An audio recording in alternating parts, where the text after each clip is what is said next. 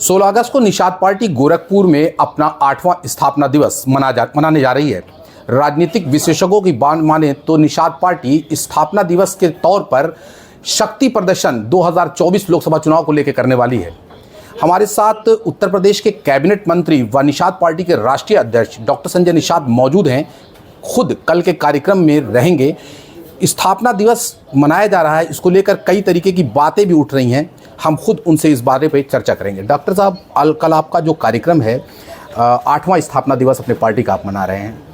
गोरखपुर की सरजमी पे मनाया जा रहा है। तमाम तरफ से लोग आएंगे, लाखों की संख्या में बताया जा रहा है। तो लोगों का कहना है, जो राजनीतिक विशेषज्ञ हैं, कि ये एक तरीके का लोकसभा चुनाव को लेकर आप शक्ति प्रदर्शन करने जा रहे हैं मौजूदा वक्त की सरकार के लिए। नहीं, ये शक्ति नहीं कहिए, भक्ति प्रदर्शन कहिए कि भगवान राम के आत्म बाल सखा निषाद राज के वंशज हैं।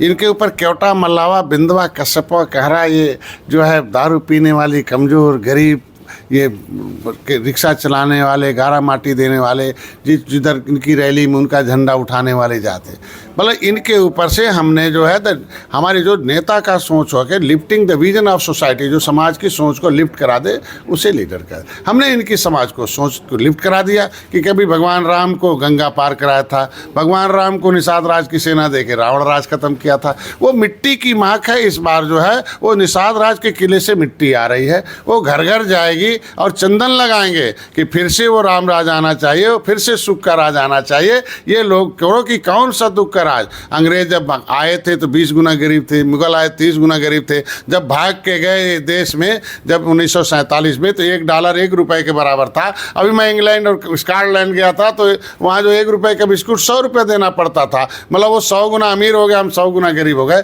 तो मैं आज के दिन में ये शक्ति नहीं, ज्ञान इस युग का शक्ति है। वो ज्ञान लेने आते हैं। 13 किताबें मैंने लिखा, उसको देने आते हैं। हमने 9 साल बेमिसाल, 9 साल पहले मैंने निषाद राज के किले पर संकल्प किया था। 15 अगस्त 1947 को देश आज़ाद हुआ था। 578 जातियां आज के दिन में इस देश में पाइपलाइन में हैं, रोड पर घूम रही हैं। उन्हें अंग्रेजों ने भी स्थापित किया था, मुगलों ने भी स्थापित किया था।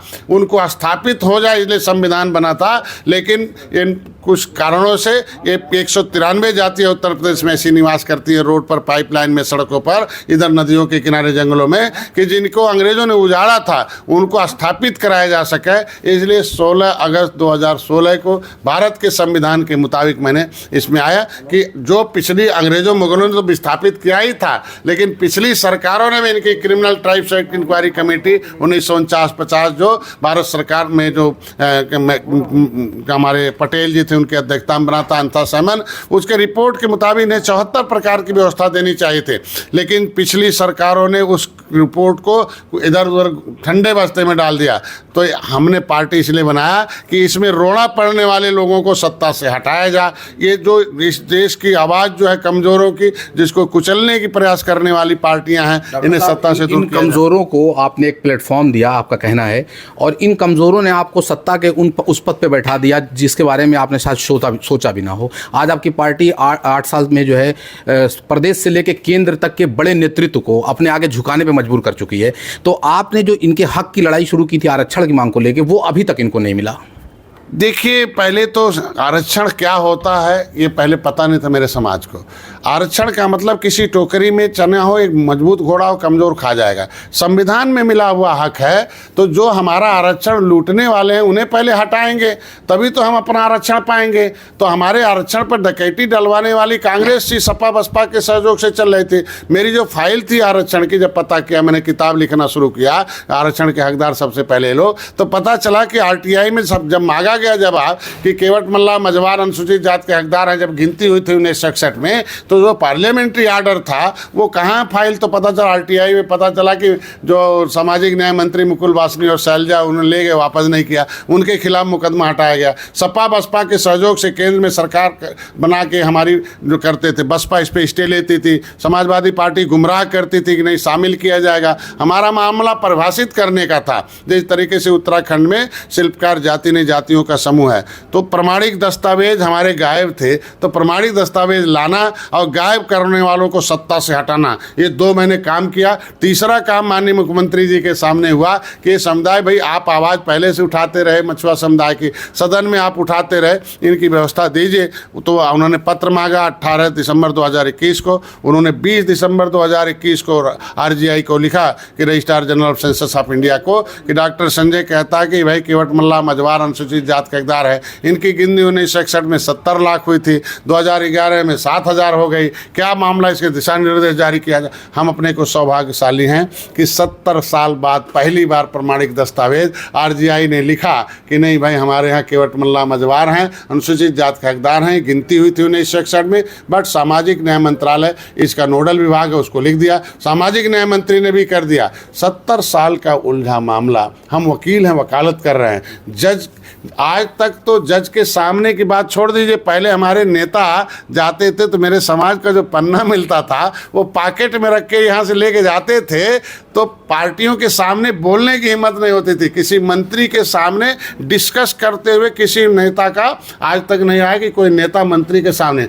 मुख्यमंत्री प्रधानमंत्री तो बहुत बड़ी चीज़ होते हैं। तो आज के दिन में जो हमारी आवाज़ कुचलने वाले थे, आज के दिन में हमारे नेताओं को पीछे बैठाने वाले थे, हमारे नेता को कुर्ता पहना के ले जाकर उनको कमज़ोर करके आवाज़ बंद करने वाले थे, उन पार्टियों की आवाज़ बंद किया और फिर आवाज़ बुलंद किया। अगली सीट पर निषाद पार्टी प्रधानमंत्री गृह मंत्री तक हम अपनी आवाज़ को अगर आपके तो आज नहीं कल हो जाएगा। आपके आरक्षण का मामला टेक्निकल है, वो आप कई मुद्दों में फंसा हुआ है, लेकिन मेरा सवाल आपसे एक ये था कि जो 16 अगस्त को आप स्थापना दिवस में भीड़ इकट्ठा कर रहे हैं भारी संख्या में, अब कौन सा मुद्दा सौंपेंगे 2024 के लिए इनके पास कि किस आधार पर आपको वोट करें, आपके साथ आएँ? ये भीड़ नहीं, क्राउड नहीं आते हमारे पास, ये कैडराइज हैं, कैडर शिक्षित प्रशिक्षित दक्ष हैं। वो किसी चीज़ को लेने के लिए नहीं, देने के लिए आए, रास्ता बना रहे हैं। ये रास्ता से रोड़ा हटा रहे हैं और रास्ता बनाकर सीधे सत्ता में दिल्ली में जा रहे हैं कि पावर आएगा तो मिलेगा।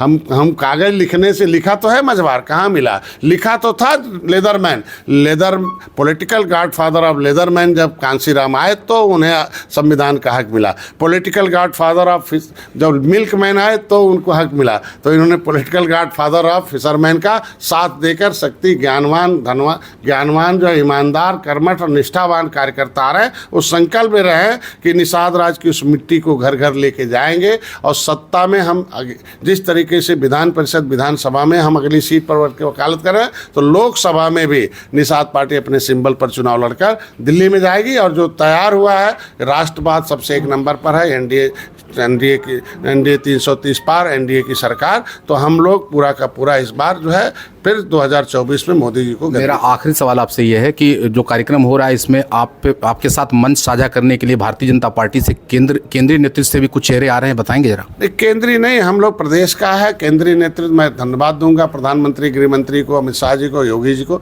मेरे निवेदन को स्वीकार किया कि निषाद राज के किले पर जो हमारा मूर्ति लगा 56 फुट का, पर्यटक स्थल घोषित है, 20 करोड़ 38 लाख रुपए निषाद राज के किले को बढ़ाने के लिए आए।